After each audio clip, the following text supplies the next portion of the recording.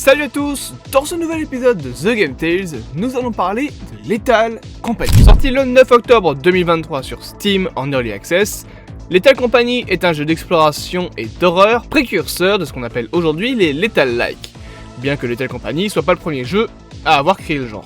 Et pour ceux qui se demandent c'est quoi la définition du mot Lethal-like, je vais requérir l'aide de mon ami pour vous le dire.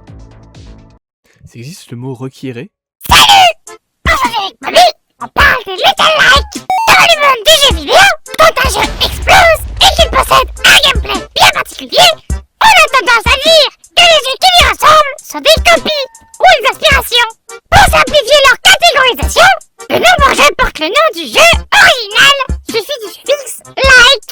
Ainsi, un roguelike est un jeu avec des donjons, des monstres, dont le précurseur le plus connu est Rogue de 1980. Les Lethal-like sont donc des jeux ressemblant à Lethal Company, comme Phasmophobia, Repo et c'est un acte de content warning. Si on remonte un peu dans le temps, on avait des jeux comme Phasmophobia, qui avaient un peu pareil, un groupe de joueurs, un vocal, et des objectifs à obtenir sur des maps un peu aléatoires, sur certains jeux même générés procéduralement. Bref, ici, nous parlons de Lethal Company. Hey! La compagnie a besoin de votre... Mais qu'est-ce que je raconte? Elle a besoin de vous, bien évidemment, et vivants de préférence. La compagnie vous propose un métier de vos choix au cœur des monstres les plus impressionnants que vous puissiez avoir. Alors, si vous êtes intéressé, restez à l'écoute. La création de Lethal Company remonte à même avant la sortie du jeu, avec l'histoire de son créateur, Zeekers. Zeekers est un créateur de jeux vidéo qui, à la base, sont testé le jeu sur la plateforme Roblox à partir de 2012, à l'âge de 10 ans. Sur sa chaîne YouTube, on retrouve ses premières créations, des death runs sans intérêt et des mondes Minecraft très simples. Il trouvera réellement son talent dans des expériences de 3D horrifiques dès 2012, avec The Dark Mansion, puis avec They Breathe en 2015, Light Bubble toujours en 2015 et Silent Dark en 2016. Son succès sur Roblox sera reconnu et il recevra même quelques récompenses. Silent Dark sera d'ailleurs le grand final de sa vie sur la plateforme. La transition commence avec la création de ses pages itch.io et Steam, sur laquelle il sortira quelques premiers jeux très simples. Le problème avec Roblox, c'est que le développeur de monde a tendance à être... chier à en crever. Le jeu en fait passe son temps à casser les expériences, donc les jeux faits sur Roblox, à chaque mise à jour qui est faite, devant forcer des équipes à créer des nouvelles patch notes parce qu'il y a des bugs, ou même à retarder certaines mises à jour parce que le jeu est cassé. De la merde Roblox, hein.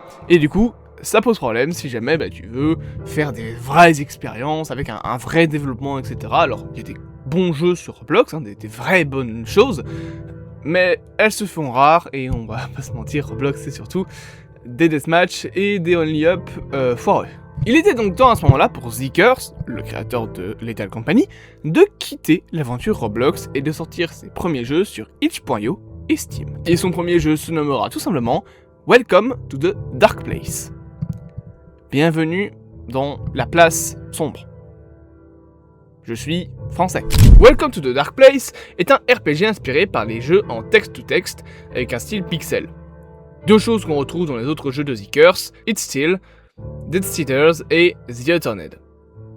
It's Still, qui contient d'ailleurs des trucs qu'on retrouve dans les Lethal Company, genre cet item, c'est le premier jeu de Zeekers qui semble avoir fait un peu de bruit. Des streamers vont réagir au trailer, des créateurs feront des vidéos dessus, où ils filment leurs morts les plus drôles, et c'est grâce à ce jeu et le suivant, Dead Seeders, que Zeekers aura une révélation. Il ne veut pas juste faire des jeux d'horreur, il veut faire du scary funny. Des jeux d'horreur facilement streamables et fun. The Upturned sera donc le premier jeu où Zeekers dit s'être vraiment laissé aller. Plutôt que de faire un jeu d'horreur pur, il en fait un jeu fun et horrifique en même temps. The Upturn sera jusqu'à Lethal Company le jeu qui aura fait le plus attention pour la carrière de Zeekers. Carrière qui lui permettra d'installer peu à peu les pièces de son style, le côté 3D low poly, les monstres, l'ambiance, chaque jeu rajoute en fait une pierre à l'édifice. Alors je sais, pour l'instant, vous vous faites chier sévère et vous vous dites que ce The Game Tales est plus centré sur l'histoire du développeur de Zeekers que sur Lethal Company lui-même. Si je vous réponds que c'est le cas... Bref, à partir de 2022, l'histoire de Lethal Company commence vraiment par un crowdfunding créé par le créateur et il décide de le faire pour justement financer son prochain jeu qui semble très ambitieux. pourquoi je parle comme ça. L'une des idées derrière Lethal Company était notamment d'utiliser le son, avec certaines créatures, dont la plupart sont inspirées de la fondation SCP, fonctionnant avec votre micro, et certains des moments les plus mémorables étant quand vous entendez vos potes hurler, puis plus rien, confirmant leur mort inéluctable. Zeekerss tiendra des logs sortant chaque semaine pour donner des infos sur le développement du jeu, comme par exemple en 2022, lorsqu'il se retrouvera à devoir reprendre la moitié du jeu à zéro, car il avait changé d'édition sur le résultat final. Autre information croustillante, mais le jeu utilise beaucoup moins de polygones que prévu pour faire ses modèles, Zeekerss ayant revu la plupart des assets utilisés dans le jeu pour permettre au jeu d'être plus fluide. D'ailleurs, la plupart des effets sont des trucs que l'on retrouve dans le jeu, comme le brouillard ou le filtre VHS, et sont directement des effets du moteur Unity utilisé pour créer Lethal Company. En août 2023, après un an de travail, le jeu est disponible en Early Access le 23 octobre 2023, avec d'abord 611 joueurs le premier lundi, 3000 le lundi suivant, 12 000 le lundi d'après, 43 000 une semaine après, et enfin fin novembre, Lethal Company est un des jeux les plus populaires au monde sur PC. Et Lethal Company, c'est un jeu qui en aura inspiré des tas.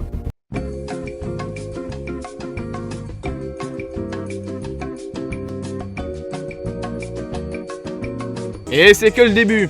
Comme je l'ai montré là, Content Warning, Pilgrim, Repo, où sont mes différents exemples. Headliner, je l'avais oublié, il était dans mon texte. Bref, il y a plein de jeux qui ont été inspirés par Lethal Company, certains sont bien, d'autres sont buggés du cul, genre Pilgrim, d'autres sont beaucoup trop compliqués, genre Content Warning, pourquoi je parle comme Sarkozy, je sais pas. Et d'ailleurs, petite anecdote, vers la fin du développement de Lethal Company, le créateur, Zeekerss, a commencé un peu à en avoir marre. Il a donc laissé de côté Company et il a commencé à jouer des petits jeux. Et bien un de ces petits jeux a fini par lui donner envie de recommencer à travailler sur Lethal Company. Et ce petit jeu, c'est Repo, inspiré lui-même par Lethal Company. Même si les créateurs de Repo ne l'assument pas, ils disent qu'ils ont trouvé l'idée eux-mêmes. Bon. Voilà. Mais finalement, la boucle est bouclée. Lethal Company est créé par Zeekerss, il abandonne le jeu, et il sera inspiré à rebosser sur son jeu par quelqu'un qui a été inspiré par lui-même. La vie des fois c'est beau, putain. Et voilà, cet épisode est beaucoup plus court que les précédents, là maintenant la vidéo est finie, je peux fermer mon PC et vous parler. Je vais pas le faire parce que sinon il va s'éteindre. Plus sérieusement, cet épisode est un peu plus court, mais parce qu'en fait, l'épisode du mois de décembre, j'ai 15 jours pour le préparer. Parce qu'il est censé être sur Final Fantasy Security Breach pour fêter la sortie de FNAF 2. À la base je voulais le faire sur le premier FNAF, mais j'ai déjà fait une vidéo qui parle du développement du jeu FNAF 1 sur la chaîne. Et aussi il est plus court parce que le sujet est moins complet, il y a moins de sources qui me parlaient du développement vraiment pur de Lethal Company. Alors oui, t'as des breakdowns sur YouTube de comment est-ce que les graphismes du jeu ont été faits, mais voilà, j'ai rien, c'est du jargon scientifique que je ne comprenais pas, donc j'ai préféré abandonner, vous faire un épisode plus court pour me laisser un peu plus de temps pour le prochain The Game Tales, qui est donc sur Final Fantasy Security Breach.